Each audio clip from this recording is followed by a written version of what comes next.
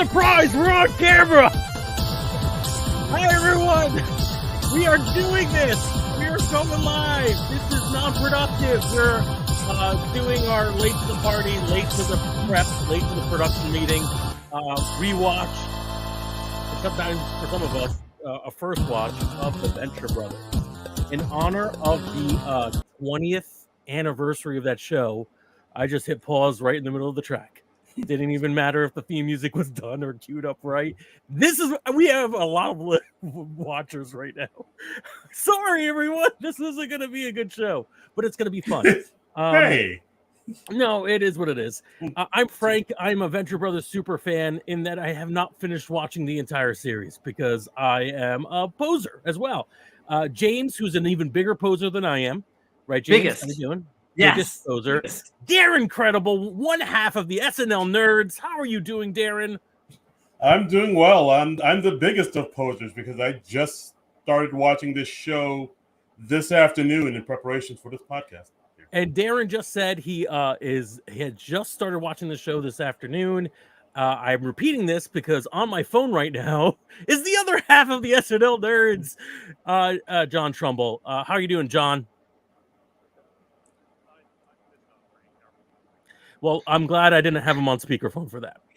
So John Trumbull is awful, and he's I'm not even putting words in his mouth. He was literally just awful. Hi, John. How are you doing? I'm okay. I'm a little annoyed because I've had a lot of technical difficulties on my end. So many technical difficulties. And the interesting thing is we're already getting comments, live comments on the show. Hello, Mr. Toe Tag. Are you a Venture Brothers fan? I hope so. Because I hope not too big a fan because you're going to be very upset by this. Yay, you are. So here's the deal. I'm gonna go through the basics of what a late to the party is for Non-Productive because we do this occasionally.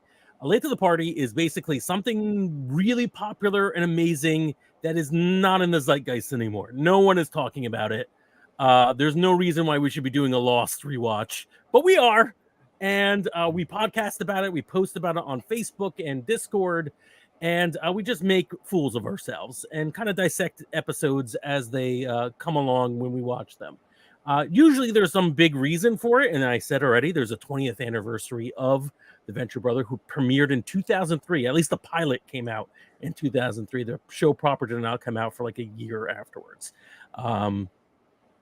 But there's another thing. The end of this month, July 2023, the Venture Brothers movie, the long-awaited, rumored Venture Brothers movie is coming out. And we want to, get caught up, watch as much as we can before that movie comes out. It's going to be, as the kids say, lit. Kids say that? No? Sure. No one says that anymore? No? It's going to be eggplant emoji. Worse? Closer or further? I think they say like 23 skidoo. 23 skidoo. Darren says, like the kids say, 23 skidoo. Yeah. Vodio dough. I didn't feel old until this conversation. Yeah, no, you're very old. You're definitely old. If you're watching this, probably old. Let's quickly go over our histories with the Venture Brothers, as is tradition on these shows. Like half of us have watched it and the other half have never seen it before. So I'll stick with just John Trumbull and I, who I think were fans early on. John, when did you first watch Venture Brothers? What did you think of it? I watched it. I think it was like I watched it sporadically in the first season, and then I got really, really into it in the second season because the second season is when the show arcs really started kicking into gear because I don't want to give it away for the people who haven't seen the show, but they have a big reveal at the end of the first season or beginning of the second season that kind of shapes the show to come. When it started out, it was just basically a Johnny Quest parody, right? And it was a great Johnny Quest parody, and I'm all about Johnny Quest. I'm all about the Johnny Quest parodies, but then it became something more because they started to build up their own mythology. Yeah. So at the start, I believe I caught the pilot because at the time, Adult Swim was doing a bunch of test pilots of early shows. This was maybe like the second wave of Adult Swim shows that were coming out. after they started rerunning, older adult animation, and they just had Aqua Team Hunger Force was just before it. So this is maybe like the crest of the second wave. And the pilot is interesting. We'll talk a little bit about it in a minute. But the series, my favorite thing about it is the world building. And you don't really get into the world building until maybe midway through first season or second season. And it really just it elevates the parody. It's not just your typical Mad TV style adult, back when they did the animated segments, Johnny Quest parody. It really is like the world if this were real. If this really happened, you'd expect there to be a guild of calamitous intent, a union for bad guys. Like, it's really, really fun. All right, so let's switch over to James and Darren. What experience have you two had at all with this show? Kind of random experience. So I was a teenager when when Venture Brothers came out, but I didn't watch it religiously. So I caught it when it was on, and I would watch it because all the individual episodes were always clean or funny or enjoyable. I definitely know some of like the big spoilers or reveals from the series, but like all out of order, and like some things that definitely like, that's a big thing, but it has no meaning to me. I think one of the funniest and most interesting experiences I had with the show was actually, they were waiting. They did like the Adult Swim block of panels at New York Comic Con, back in the day, and we would always wait for the Robot Chicken panel. And the two creators of the Venture Brothers were on, because they had the new season coming out or whatever, and they were just so funny on stage. Like, I still remember how hilarious they were. And it always was like, oh man, these guys are so sharp. And I was always like, I should go back and like watch the thing in its entirety. I never did until this came up, and now it's an excuse to do that. Yay! How about you, Darren? It was a show I knew about, but I don't know why, I just never really checked it out. Maybe I kind of written it off in my mind, thinking, oh, it's probably like, like some, I don't want to say cheap parody, but like I kind of just dismissed it as like a whatever show. But then again, like, I really wasn't into Adult Swim that much, like with the exception of Robot Chicken and the Boondocks. Like, those are the two shows I watch regularly. Like, I never really followed any of the other Adult Swim mainstays, like Aqua Teen Hunger Force, Squidbillies. Like, I just started watching Rick and Morty like last year. So I'm finding out that Darren is cooler than me. I never knew that. I always thought I was at least the same level of cool as Darren. Nah, bro. Darren was cooler than me. You meant nerd? Darren is less of a nerd than that's what. Yeah, I don't know, man. This is weird. Do you even nerd, bro? What I heard was in the like extended explanation of why he hadn't been watching Venture Brothers. What I heard was just, I'm lame, I'm lame, I'm lame, I'm lame. Yeah. So yeah. He was too busy macking on the ladies and whatnot and watching the football. Yeah, I don't like that at all. Yeah, no, that is not Darren, and that is not Darren's plan. Right. Surprise! I'm a jock. I'm a pro. This geeky Darren. I don't know what I'm seeing anymore. You didn't watch Adult Swim? Oh, I'm a bro in nerds clothing. I fooled you all. You know what? You're sneaking into our life, and it's geek culture has won the culture war, and you're just making sure that you and your own are protected against when we start giving wedgies to all the people who wedgied us, as is the style of the times. So yeah, let's talk a little bit about spoilers. We won't spoil anything. We're going to be doing this episode by episode. I don't know if we're going to do like one episode by episode or if we're going to do a couple. If we want to get it done before the movie, we probably have to do like a season by season, but it doesn't matter. We're here to enjoy ourselves. We'll get there. But we will not spoil anything that happens later on in the seasons. Even though this isn't really a show that's like heavy on the like a narrative like it's not a mystery, right? There's some things that land a little bit better if you didn't know it was coming. It becomes more serialized over time, right? I think. Yes. I don't know if you started watching in the later seasons, if you could just jump in and then come up to speed, because it also, like, it airs kind of erratically, because it's all hand-drawn animation now. It's like 2 years between seasons is not unusual, right? So I'm like a hardcore fan, and I have to kind of catch up and remind myself of, where were all the subplots again? Oh, okay, wait, this character died, and this, okay, yeah, all right, okay, yes, I sort of remember this stuff now. Yeah, and I actually, that's one of the reasons why I fell off. I said that I haven't watched the entire run. I loved this show, absolutely loved it from the get-go, and I fell off because I didn't want to miss what was happening. And then one season had come out like years after the last season. I was like, I need to get caught up, and then I never did. And so this is a great excuse to get that done. I think, let me quote a little fact here. It has, yes, one of Adult Swim's longest running original series in terms of years, and had the record for fewest seasons produced of a scripted show per year of continuous production, with 7 produced over 15 years. Wow. That's crazy. That sounds right. That's and it's usually like about 13 episodes a season. So it doesn't add up to a huge number of episodes. Right. So I think John and I talked a little bit about what we liked about the show, the world building and the production and everything, and the humor. James, I know you've seen a little bit of it. Darren, you just freshly saw the pilot and the first episode. I'd love you guys to walk us through what you thought. I'll start. I mean, again, I really dug it just from what I saw.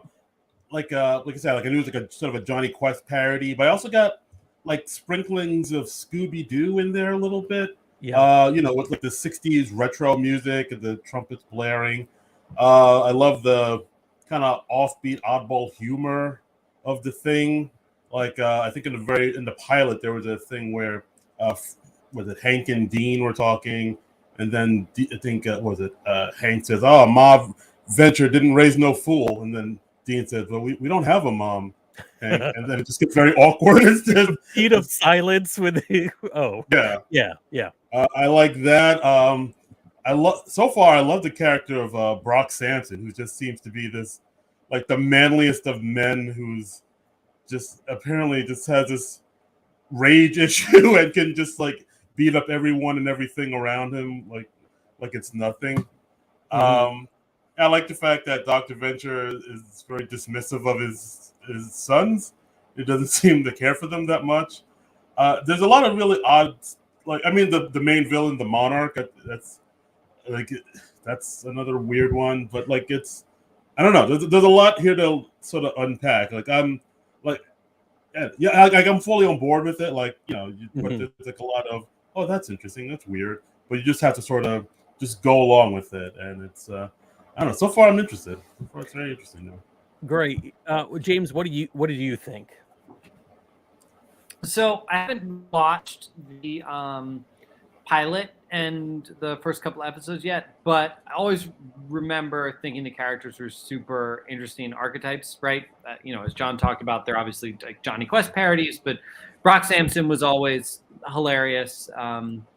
Their father tend to always be a thing, and then it's hard. I don't want to, again, we're doing this no spoilers, but knowing kind of the big season, I remember the big season 1 sort of reveal, and that adds so much context, I think, to the boys, right, and their lives and kind of who they are and what they go through. I am surprised, having rewatched the first few episodes. Sorry, James, I cut you off because you were boring. No, go for it. Having He really is.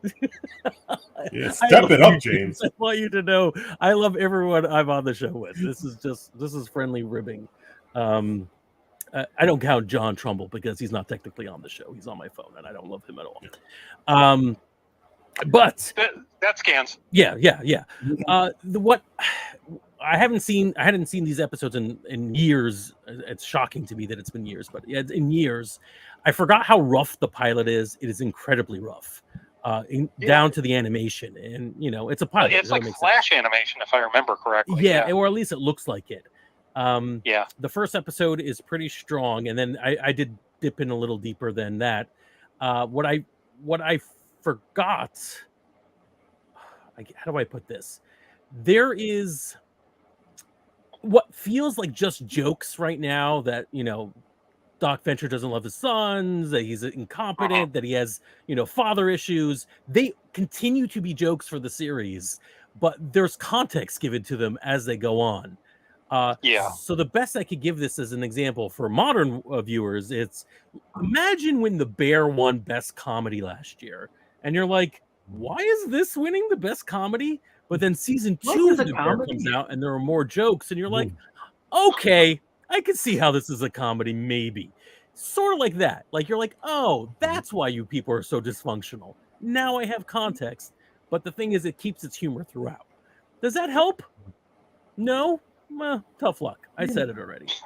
Well, I think, like, they do have the running jokes, but in some ways, they do get more real, and the show does go into, like, real emotions and real, like, the basic gag they started out with was, like, being a boy adventurer would just be, like, a constant source of trauma, and that's why Doc Venture is so screwed up, because he started out as a boy adventurer, and his dad had literally no regard for him. Yes. Oh, okay. And as the show goes on, you find out more and more just how screwed up poor Rusty Venture's childhood was, and the show's also been described as, like, sort of about failure. Yes. And like, Doc Venture is a failure as a super scientist. He's a failure as a father. Brock makes up for a lot of Doc's shortcomings. Like, he seems to care more about the boys than Doc does 9 times out of 10. I think failure is going to be a through line through the show. Comedy, obviously, as well. I don't want to worry people that this is going to be very bleak. I don't think it ever really gets pretty horrible, but always fun. They land the fun. They kind of celebrate the beauty of failure. Yes. It's kind of like that They Might Be Giants lyric of, everybody dies frustrated and sad, and that is beautiful. Yeah. That's a very Venture Brothers sort of sentiment, I think. Yeah. Two things I think I should mention just to sort of display the depths of my fandom and love of this show is several Halloweens ago, I can't remember what year this was. It was probably like 2008, 2009, something like that. I actually dressed up as Brock Sampson for Halloween. And I will send you the pictures when we're done with this, so you could put them up. I cannot wait to see that. And also, just to be very cruel to John right now, who did you think John Trumbull was going to have dressed up amongst the cast of Venture Brothers? It wasn't Brock Sampson in my mind. No. Yeah, I mean... No, I am not. You look at me, I am not the obvious Brock Sampson type, but that was the fun of it. Yeah, yes. And I got, I had, like, fake muscles, fake chest, and good. And it's a pretty easy costume to throw together. I didn't have to get together a Doc Venture speed suit or anything. With Brock, you just need, like, a black polo and a nice mullet wig, and I can do a good Patrick Warburton impression. So it was a lot of fun to just be Brock for a night. And the costume turned out very well, if I do say so myself. I had some help with it from a good friend of mine. The other thing is, like, years ago, this was at the New York Comic-Con, I ran into Jackson Publick on the show floor. He wasn't appearing at a panel or anything. He was just walking around, and I recognized him because, again, super fan. Yeah. And he and I are actually the exact same age, and he's actually from Parsippany, New Jersey, where I lived for I knew a that. number of I knew years. he was from New Jersey. I forgot about that. I actually met Doc Hammer at a New York Comic Con. He had showed up late for a panel, and I was sitting at the panel. And then when he walked in, he apologized to me specifically. And then I was like, it's fine. And he said he was okay. And he went up on the panel. And I'm like, why did we have that rapport right there? No context. You know, that's very funny, because when I met Jackson Publick on the show floor, and he and I are like the exact same age. When I first befriended him on Facebook, he actually sent me a private message. He was like, you live in Parsippany, and that's where I grew up. How did we never met each other? And I was like, oh, well, I didn't always live in Parsippany. I didn't go to school here. But I told him, because we're the exact same age. So of course, like, all the cultural references on the show, because we grew up on the same pop culture. It's obvious. So I told him, like, this show speaks to me so much. It feels like you're making it exclusively for me. And he said, well, yeah, that's actually the case. We are making it exclusively for you. So sorry to literally every other viewer. That explains the show it. is just for me. That explains it. That actually explains, like, some, because, like, I've noticed in, like, the first episode, the one that takes place in Tijuana, they where the Monarch talks, and he mentions the Pine Barrens and Newark Airport. Yes. Part of me was thinking that's somebody from Jersey wrote that, and there's definitely evidence that someone from Jersey wrote these. There are hardcore New Jersey references in the show, and they continue throughout the show. John Minus loves pointing those out too. Yeah. Right now, live comment, Mr. Toe Tag again. I dressed up as henchman around that Halloween, but wound up looking more like a 21 than a 24. If you know, you know. Yes, I love that. The henchman characters get so much more developed in the next few episodes and throughout the series. It's really fun. Let's do a quick roundtable of what we hope to get out of this rewatch. We're gonna start with James, the least liked person on the cast. Yes. Thank you. I mean, uniformly, we all agree, right? Yeah. Okay. Yeah. I'll sign off on that. Yeah. I'm trying to get into it in a way that I never did before. I definitely don't have any context on the later seasons, and I'd love to have, like, a consistent idea of lore and the characters and kind of their journeys as they go through.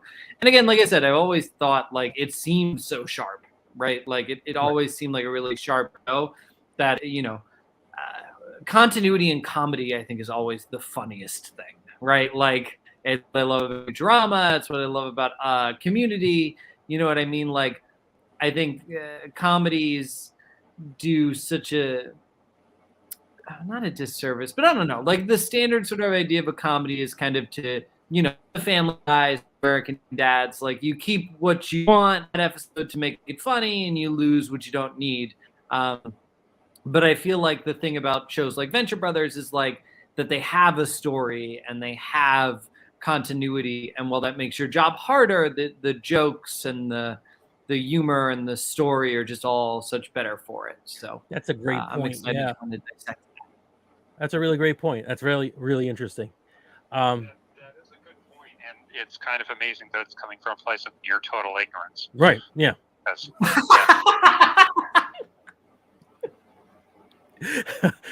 On my end, James' camera froze, and I just heard laughter.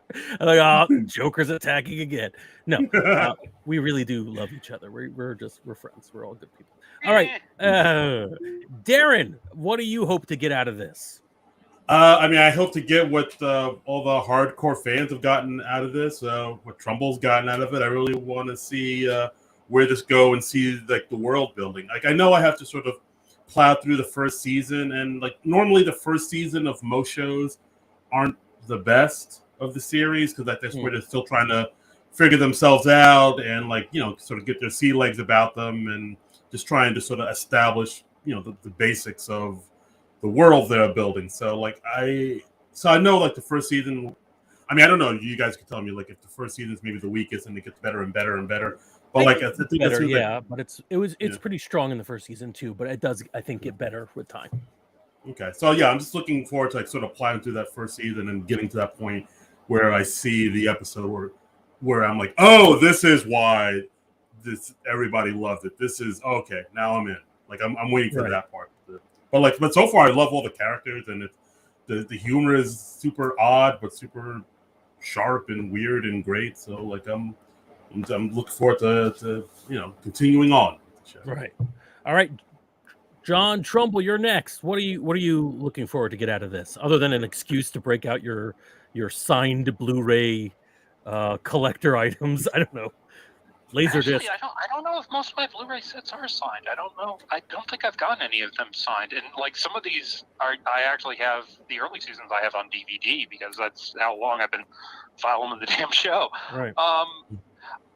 I think the main thing I'm hoping to get out of it is to just kind of immerse myself in the show again and just refamiliarize myself with all the wonderful twists and turns the arcs have taken over the course of these last 20 years. And God, it's amazing to think that I've been watching the show for 20 years. Right.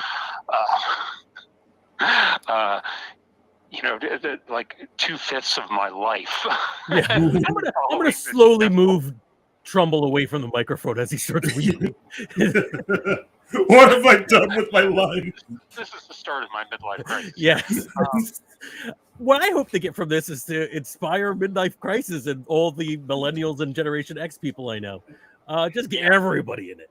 Just ruin a bunch of days. I mean, and I'm sure, there'll be a fair amount of episodes that I haven't seen in forever, and I'll be coming to them almost nearly fresh, and it'll be fun to kind of remind myself of that again. But it's such a fun show. It's such a funny show, and and it's got really funny stuff, but it's got really heavy stuff in there too, and there's just some brilliant insanity. Some of the best pop culture parody stuff I've ever seen. Mm-hmm. I mean, Kevin Conroy, his guest shot. Oh, I completely forgot about that. Oh my God! Sunshine. We won't get to that for quite a while, but that is brilliant. That's hard. But all right, what I hope to get from it is community. I want to talk to people on NonPro that about something I really like. I want to have fun rehashing some of these amazing one-liners, these things that I still quote annoyingly to people who have no idea what I'm referencing. I think I might be a quiet tapestry of rage. What was it? I almost have it. But all these great quotable lines, and I love the world building. Again, I want to be able to talk to people about legitimately making a guild of calamitous intent. I think people should be enemies, but like officially on paper. We should get this stuff going. And mostly I want people who will go see this movie with me at the end of the month, because I really want to see this movie desperately. Can you and I start arching James? I think we have. I think we kind of have. Okay. We definitely determined neither of us is cool enough to take on Darren, because I mean, we'd arch him and he'd be like, I don't even know you guys exist. What's arching? I'm assuming he's doing this on the back of a Harley right now. I mean, it looks comfortable, but I could hear the engine roaring in the distance. He's got. I'm ignorant. What's arching? Don't Google it. Can't tell if this is real or not. Is this it's real? I will hurt you, James. No, it's when you are the arch nemesis of someone. They call it arching. Oh, yeah. Oh, wow. You poor I don't know if I'm worthy to be ranking John's arch nemesis, but I'll try. I don't know. We would be your arch nemesis. You know what? This has been a mistake. Tune in. Well, you can't really tune in, but subscribe to the SNL Nerds. They drop new shows on Mondays. Even when SNL isn't on, they watch SNL-related movies and occasionally have midlife crises that they air on other podcasts. I can be found on the Non-Productive Network, probably playing role-playing games Monday nights, I guess. I don't know how that happened. That just sort of happened to me. That's the thing I do now. James cannot be found. He's working. If you're wondering where James is, he is working, or he's being smothered by one of his two gigantic children. Not even a joke. Real thing that happened. But also subscribe to this podcast on the thing you're looking at this right now, because you will get notifications when we put out new episodes. Follow us on our Facebook and our Discord so you could talk along with us as we watch these episodes, and slip us a couple of bucks. I mean that legitimately. Find us where we live and hand us money. Don't do the Patreon thing. That's weak sauce. Ko-fi? No thank you. PayPal? No. Find us, gold doubloons, cash money. Yeah. It's about time. Non-Pro's a cash only business. Cash only podcasting. Open up your if you have a computer with a CD-ROM drive, open it up, stuff some bills in there. What's going on, man? Yeah. We've been doing this for years. You owe us. Hand me money. Money.